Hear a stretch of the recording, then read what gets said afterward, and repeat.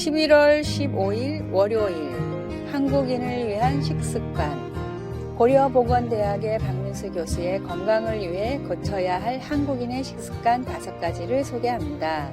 첫째, 소금은 하루에 5g만 먹자. 한국인의 소금 섭취량은 13g 정도로 WHO 권장량의 2배가 넘습니다. 라면을 멀리하고 저염식 김치를 먹으면서 소금 섭취량을 조절해야 합니다. 둘째, 칼슘을 충분히 섭취하자. 한국인의 평균 칼슘 섭취량은 553mg 정도인데 500mg을 더 먹어야 권장량을 채우게 됩니다. 셋째, 섬유소를 챙겨 먹자. 되도록 다양한 반찬이 나오는 한식을 챙겨 먹고 따로 샐러드 한 접시 정도를 더 먹어야 합니다. 넷째, 식사를 천천히 하자. 빨리 먹는 습관은 포만 중추에 신호를 보내지 못해 과식을 하게 됩니다. 한국인의 절반 정도는 10분 안에 식사를 끝낸다고 합니다. 다섯째, 물을 충분히 마시자. 한국인들은 전업주부를 제외하고는 대부분 만성 탈수 증상이 있다고 합니다. 최소 하루에 8잔 정도의 물은 마셔주는 것이 좋습니다. 좋은 음식을 알맞게 섭취하는 습관으로 하나님이 주신 건강을 관리하십시오. 오늘의 말씀, 주는 나를 용서하사 내가 떠나 없어지기 전에 나의 건강을 회복시키소서. 시편 39편 13절. 오늘의 찬송 431장 주 안에 기쁨 있네.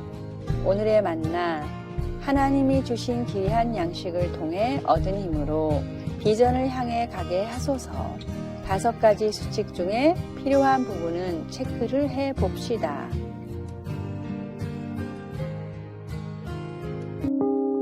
11월 16일 화요일 가장 위대한 스승. 모르겠어요. 딸이 책상에 연필을 탁탁 내리쳤습니다. 딸은 수학 문제를 하고 있었고 엄마는 홈스쿨 선생으로서의 역할을 막 시작했는데 문제가 생긴 것입니다. 엄마는 소수점 이하를 분수로 바꾼 것을 35년 전에 배웠는데 기억이 나질 않았습니다. 모르는 것을 가르칠 수는 없어서 모녀는 온라인에서 선생님이 설명하는 것을 보았습니다. 인간인 우리는 잘 알지 못하거나 이해하지 못하는 것들로 힘들어할 때가 있습니다. 그러나 하나님은 아닙니다. 하나님은 모든 것을 다 아시는 분입니다. 이사야는 이렇게 썼습니다. 누가 그의 모사가 되어 그를 가르쳤으랴. 그가 누구와 더불어 의논하셨으며 누가 그를 교훈하였으며 그에게 정의의 길로 가르쳤으며 지식을 가르쳤으며 통달의 도를 보여주었느냐. 그에 대한 답은 아무도 없다입니다. 하나님은 그분의 형상을 따라 인간을 창조하셨기에 우리에게는 지성이 있습니다. 그러나 우리의 지성은 하나님의 지성의 희미한 징후 같은 것에 지나지 않습니다. 우리의 지식에는 한계가 있지만 하나님은 영원한 과거부터 영원한 미래까지의 모든 것을 아십니다. 오늘날 기술의 발달로 우리의 지식은 늘고 있지만 여전히 많은 것들을 잘못 알고 있습니다. 그러나 어느 신학자의 표현대로 예수님은 모든 것을 즉시 동시에 빠짐없이 사실대로 아십니다. 인간이 지식에 있어 아무리 진전이 있더라도 모든 것을 아시는 그리스도를 절대로 넘어서지 못할 것입니다. 우리에게는 우리의 이해를 도와주시고 무엇이 선하고 진실한지 가르쳐 주시는 주님이 항상 필요합니다. 말씀, 그가 누구와 더불어 의논하셨으며 누가 그를 교훈하였으며 그에게 정의의 길로 가르쳤으며 지식을 가르쳤으며 통달의 도를 보여주었느냐. 이사야 40장 14절. 찬송 453장 예수 더 알기 원하네. 기도, 모든 것을 아시는 주님을 찬양합니다. 제가 무엇을 배우기를 원하시는지 가르쳐 주시고 온 마음 다해 주님을 사랑할 수 있도록 도와주소서. 아멘. 11월 17일 수요일 착시에서 직시로. 책에서 착시 그림을 본 적이 있습니다. 할머니, 할아버지가 서로 바라보는 장면인데 자세히 보니 두 남자가 기타를 치면서 즐겁게 노는 모습이었습니다. 아담과 하와가 죄를 범한 이후 우리는 선악을 분별하고 본질을 직시하는 시력을 잃어버렸습니다. 어둠 가운데 빛 되시는 하나님을 바라보지 못하고 흐릿하게 보이는 성공의 신기루를 따라갈 뿐입니다. 마가복음 8장에 보면 예수님께서 맹인을 치유하실 때 무엇이 보이는지를 물어보시고 다시 한번 안수하는 장면이 나옵니다. 불분명한 것이 분명해질 때까지 모든 것을 밝히 보는 자가 되도록 어루만져 주셨던 것입니다. 착시가 가득한 세상에서 우리는 구해야 할 것입니다. 세상이 보여주고 싶은 것을 보는 자가 아니라 본질을 직시하고 오늘의 현실 속에 나를 향하신 하나님의 아름다운 소식을 분별할 수 있게 해달라고 말입니다. 예수 안에서 직시하십시오. 오늘의 말씀, 예수께서 맹인의 손을 붙잡으시고 마을 밖으로 데리고 나가사 눈에 침을 뱉으시며 그에게 안수하시고 무엇이 보이느냐 물으시니 마가복음 8장 23절. 오늘의 찬송 370장 주 안에 있는 나에게. 오늘의 만나, 서로에 대한 사랑도 굴절없는 마음의 눈으로 보는 능력이 더 깊어지길 바래 봅니다.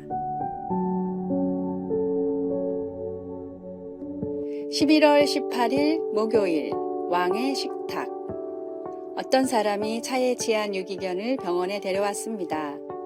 살기는 하겠지만 다리를 절단해야 합니다. 라고 수의사가 말했습니다. 당신이 주인인가요?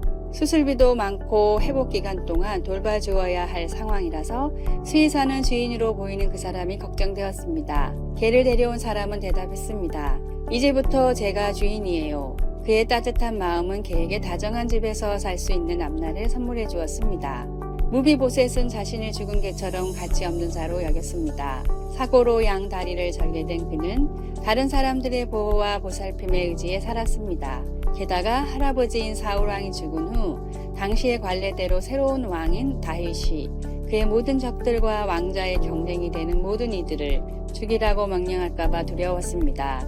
그러나 친구 요나단에 대한 사랑으로 다윗은 요나단의 아들 무비보셋이 자기의 친아들처럼 안전하게 보살핌을 받도록 했습니다. 그와 같이 전에는 하나님과 원수되어 죽을 운명이었던 우리도 예수님에 의해 구원받아 그분과 함께 영원히 천국에 머무를 자리가 주어졌습니다.